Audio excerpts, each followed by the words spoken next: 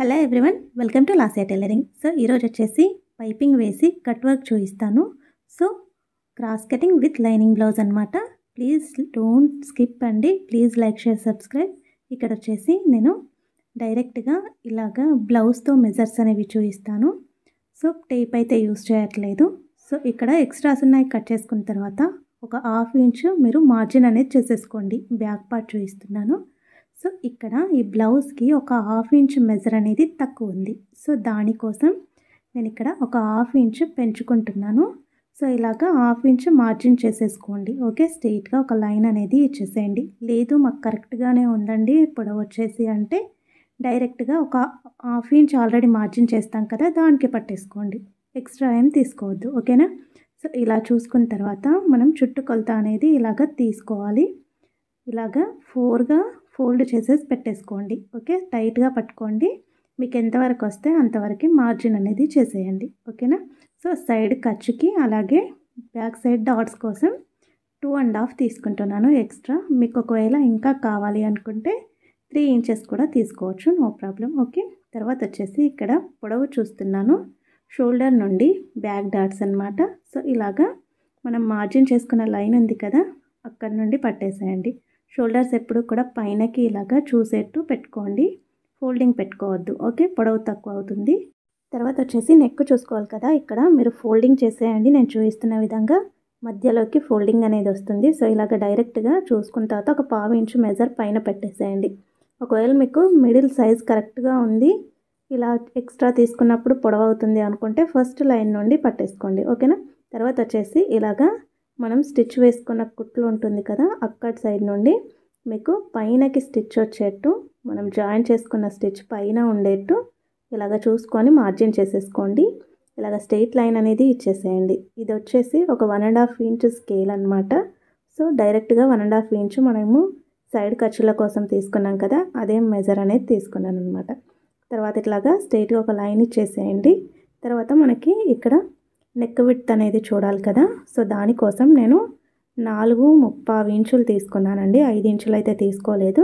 So తర్వాత వచ్చేసి neck width కోసం 2 ఇంచెస్, షోల్డర్ విడ్త్ కోసం వచ్చేసి 2.75 ఇంచులు ఇలాగా మెజర్ అనేది తీసుకున్నాను. తర్వాత ఆమ్ రౌండ్ వచ్చేసి 5.5 తీసుకున్నానండి.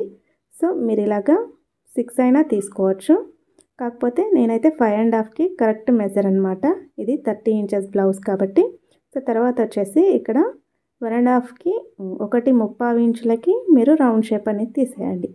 తర్వాత వచ్చేసి ఇక్కడ నెక్ మనం డ్రా చేసుకున్న లైన్ నుండి ఇలాగా మీరు డైరెక్ట్గా ఫోల్డ్ అనేది చేసేసుకొని పెట్టేసుకోండి. నెక్ ఇలాగ మార్జిన్ చేసేసేయండి. దానికి ఒక 1/2 ఇంచు ముందుకు వచ్చేట్టు లైన్ మార్జిన్ చేసేసుకోండి. ఇక్కడ నేను కట్ వర్క్ చూపిస్తున్నాను కాబట్టి నేను ఇంకా ఇక్కడ ఒక 1/2 ఇంచు లోపలికి అనేసి నేను మార్జిన్ చేసేసుకొని దాన్ని కట్ చేస్తాను అనమాట.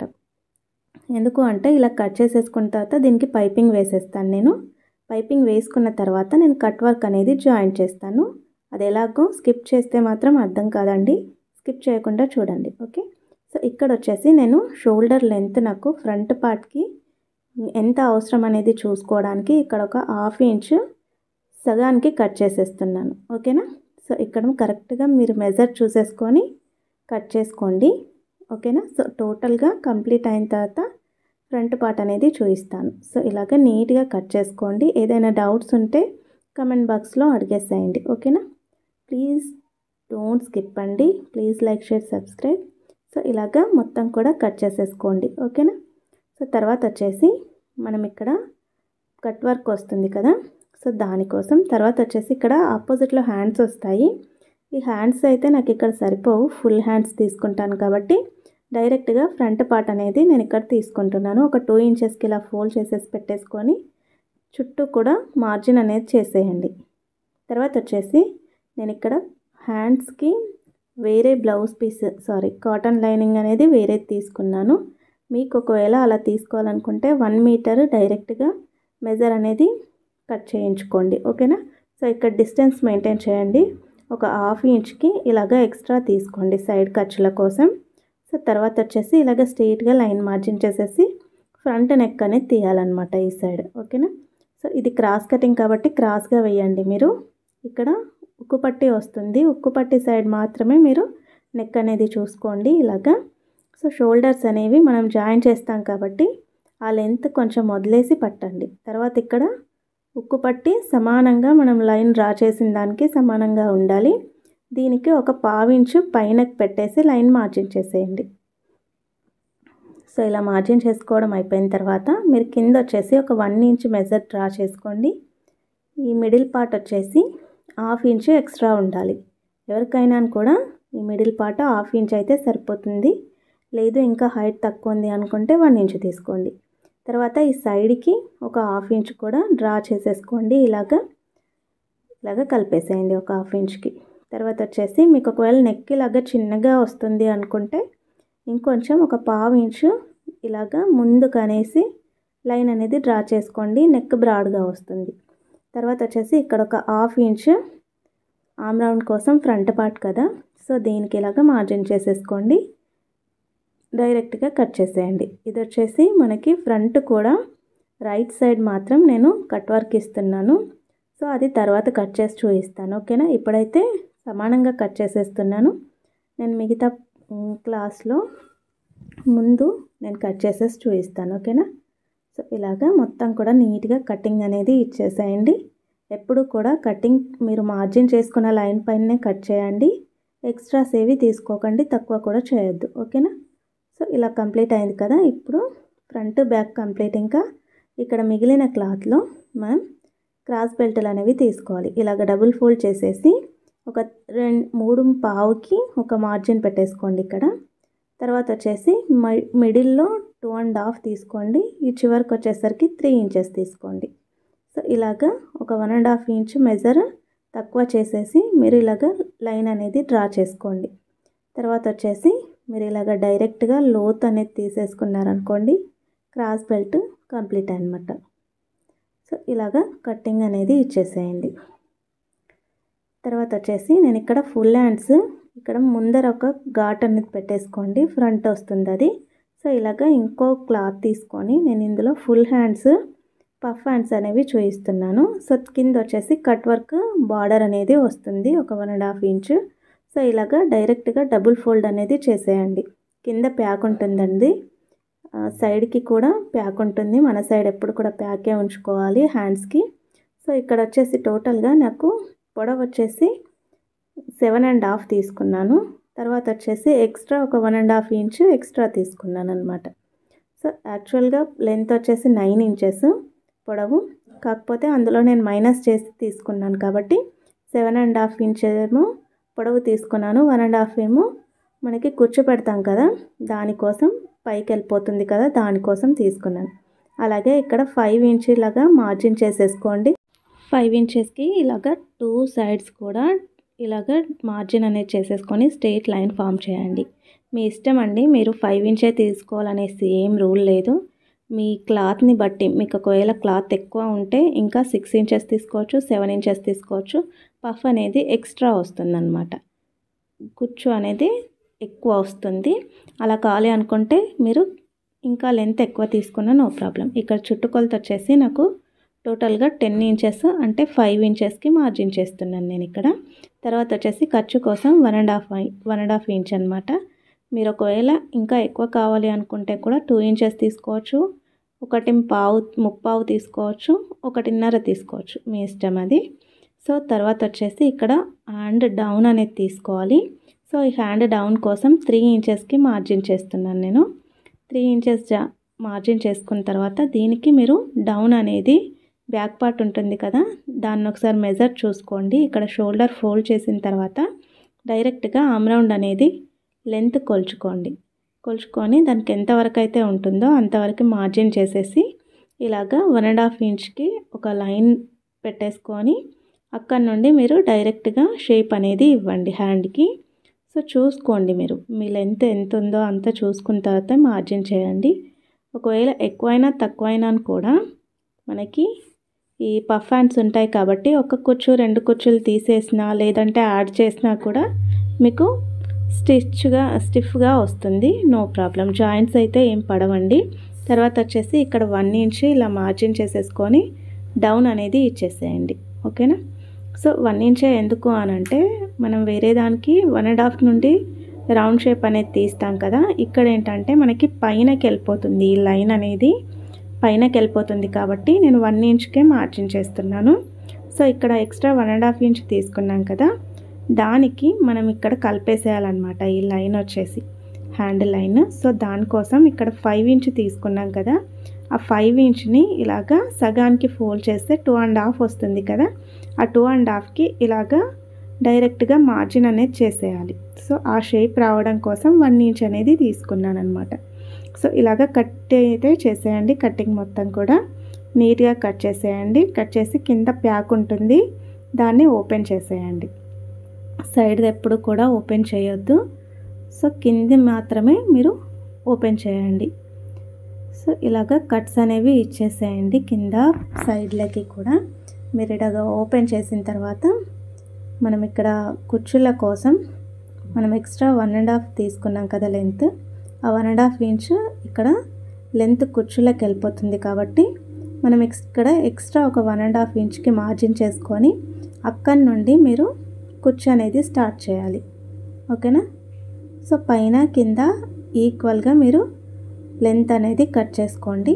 అక్కడి నుండే పైనకి కిందకి కూడా మీరు కుర్చీలు అనేవి పెట్టేసేయండి. ఓకేనా? సో ఇలాగా మూలాలు కట్ చేసుకుంటే సరిపోతుంది. సో ఇక్కడ స్టార్టింగ్ పాయింట్ కూడా మీరు మూల అనేది కట్ చేసేసుకోండి, మీకు మిడిల్ పార్ట్ అనేది కరెక్ట్గా తెలుస్తుంది. సో దీని తర్వాత మనకి ఇక్కడ 1.5 ఇంచ్, మనకి ఇంకా 7.5 ఇంటూ 1.5 కదా, సో 1.5 ఇంచ్ అనేది ఇక్కడ జాయిన్ చేసుకోవాలి కట్ వర్క్. ఓకేనా? సో తర్వాత వచ్చేసి ఇక్కడ క్యాన్వాసింగ్ తీసుకున్నానండి, క్యాన్వాస్ పేపర్. సో ఇలాగ డబుల్ ఫోల్డ్ చేసేసి మనకి ఇక్కడ కట్ వర్క్ లేయర్ కావాలి కాబట్టి మనం బ్యాక్ పార్ట్ ఉంది కదా, ఈ బ్యాక్ పార్ట్ని డైరెక్ట్గా ఫోల్డింగ్ నుండి ఇలా పట్టుకోండి. మీరు ఓపెన్స్ సైడ్ పెట్టొద్దు.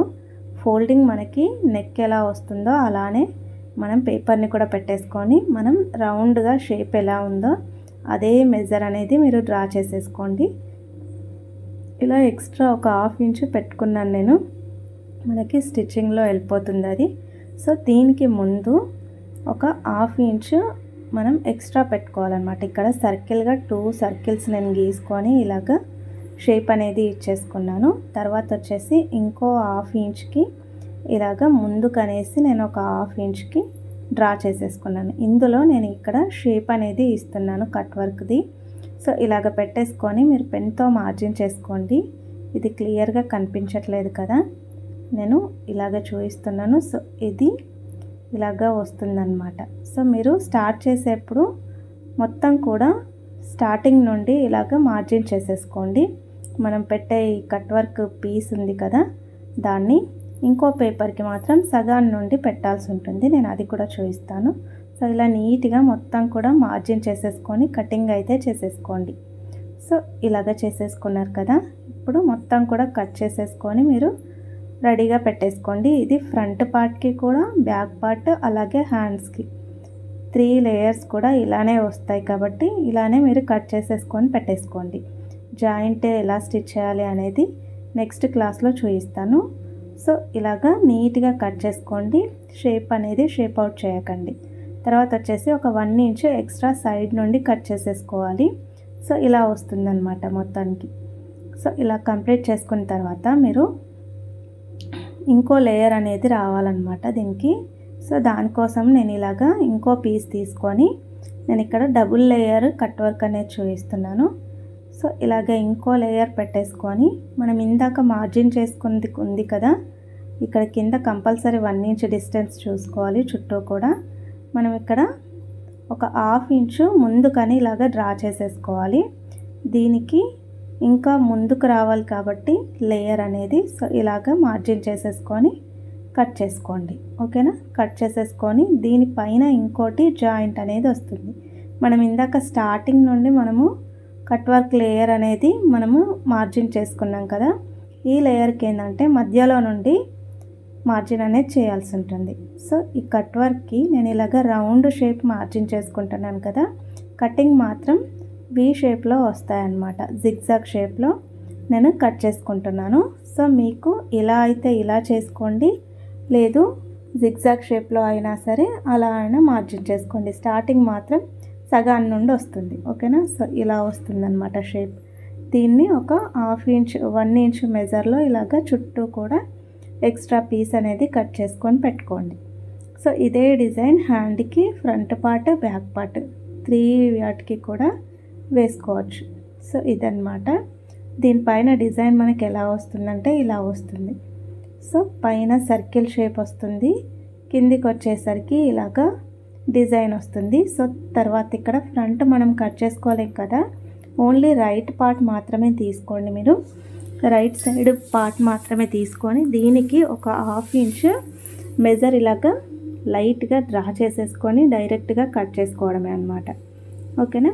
సో ఇలాగ చూసుకొని మీరు 1/2 ఇంచ్కి కరెక్ట్గా లైన్ మార్జిన్ చేసుకొని ఒకటే పీస్ కట్ చేసుకోండి. అది రైట్ సైడ్ వచ్చేట్టు చూసుకొని మీరు కటింగ్ అనేది ఇచ్చేసేయండి. 2 కట్ చేయొద్దండి, మనకి 1 సైడ్ శారీ వస్తుంది కాబట్టి మనకు అవసరం లేదు. సో ఇలాగే పీసెస్ సేమ్ కట్ చేసుకొని పెట్టుకోండి. అలాగే హ్యాండ్స్కి కూడా సేమ్ ఇలాగే కట్ చేసుకొని పెట్టుకోండి.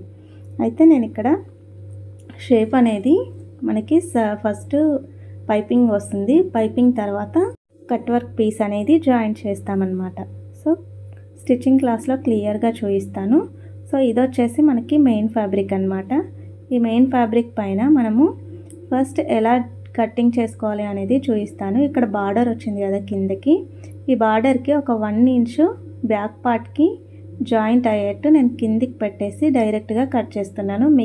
మిగిలిన బార్డర్ వచ్చేసి హ్యాండ్స్కి వస్తుంది అనమాట. కట్ వర్క్ పీస్ హ్యాండ్స్కి వస్తుంది. సో తర్వాత ఈ ఆపోజిట్లో మీరు సైడ్కి హ్యాండ్స్ అనేవి వేసుకోండి. తర్వాత ఇక్కడ కింద ఒక లేయర్ కట్ వర్క్ పీస్ రావాలి. కింద వచ్చేసి మనకి క్రాస్ బెల్ట్లు అనేవి వస్తాయన్నమాట. సో ఇలాగా ఎక్కడ కూడా చిన్న పీస్ కూడా వేస్ట్ కాకుండా ఇలాగ చూసుకొని మీరు క్లాత్ అనేది వేసుకోవాల్సి ఉంటుంది. ఎందుకంటే మనకి ఇంకా హ్యాండ్స్కి కావాలి ఈ మెయిన్ ఫ్యాబ్రిక్ వచ్చేసి, అలాగే ఫ్రంట్ పార్ట్కి కూడా కావాలి కాబట్టి ఎక్కడ కూడా క్లాత్ అనేది వేస్ట్ చేయొద్దు అనమాట. మనకి ఫుల్ హ్యాండ్స్ వచ్చాయి కదా, క్లాత్ అనేది ఎక్స్ట్రా మిగలదు. సో చూసుకొని మీరు మార్జిన్ చేసుకోండి. ఇలాగ కట్ చేసేసుకోండి. చుట్టూ కూడా ఎక్కడ కూడా క్లాత్ అనేది వేస్ట్ చేయొద్దు. సో ఇలా కంప్లీట్ అయింది కదా, మొత్తం కూడా నీట్గా ఒక 1/2 ఇంచ్ మెజర్ చూసుకుంటూ మీరు కట్ చేసుకోండి. తర్వాత మీరు రైట్ సైడ్ పెట్టి మీరు మార్జిన్ చేసి కట్ చేసుకుంటే రైట్ సైడ్ టిక్ చేసుకోండి. లేదు లోపల సైడ్ మీరు కరెక్ట్ పాయింట్ అనుకుంటే లోపల సైడ్ తీసుకొని ముందే మీరు టిక్ మార్క్ అనేది చేసుకోండి. లేదంటే ఉల్టా వచ్చేస్తూ ఉంటుంది, క్లాత్ మొత్తం రివర్స్ అయిపోతుంది అనమాట. సో చూసుకొని మీరు టిక్ మార్క్ చేసుకున్నారనుకోండి మీకు కుట్టేప్పుడు ఈజీ అవుతుంది. So cut work first cut చేసుకున్న తర్వాత మీరు మిగిలిన పార్ట్ని కట్ చేసుకోండి. సో మనకి ఇది మెయిన్ కాబట్టి మిగిలినవి ఇవి క్రాస్ బెల్ట్లో ఒకవేళ వెళ్ళకపోయినా కూడా ఏదో ఒక పీస్ జాయిన్ చేయొచ్చు.